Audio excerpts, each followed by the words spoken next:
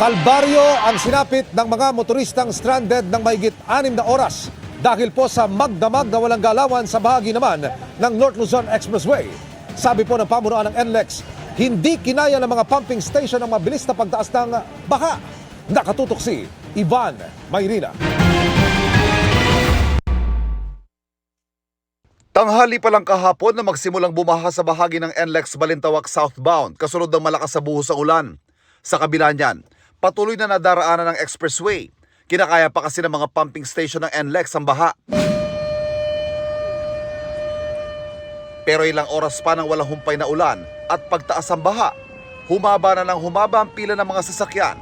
Ang buntot ng traffic ng EDSA Balintawak umabot na mahigit 5 kilometro sa Paso de Blas sa Valenzuela.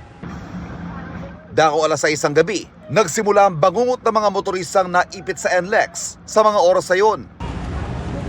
Late afternoon po, napansin po namin na yung pinapump out na tubig bumabalik na lang din po at kasabayan pa po ng malalakas na pag-ulan.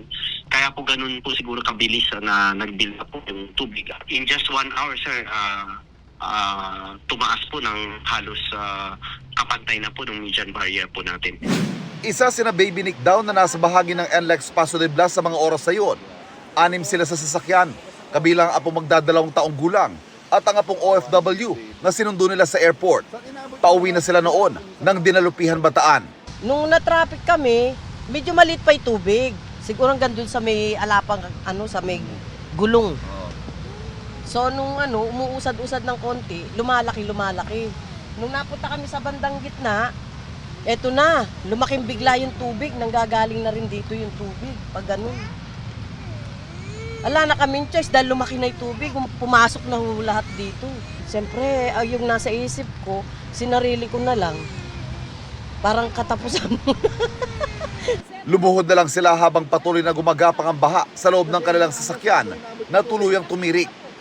Halos hindi makapaniwala ang OFW na si Pamela sa naging pa-welcome sa kanya ng habagat. Ina-expect ko po makakapagpahinga, makakasama po yung pamilya ko na masaya. Kaso hindi po, pag-uwi po, ganito po agad, walang pahinga. Halos 14 hours na po kami nandito, sir.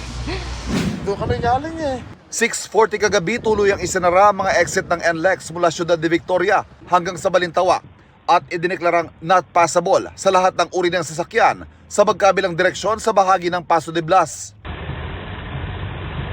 Kasamang GMA Integrated News Team sa napakaraming motoristang naipit sa pagsasarang ito ng may kawayan exit.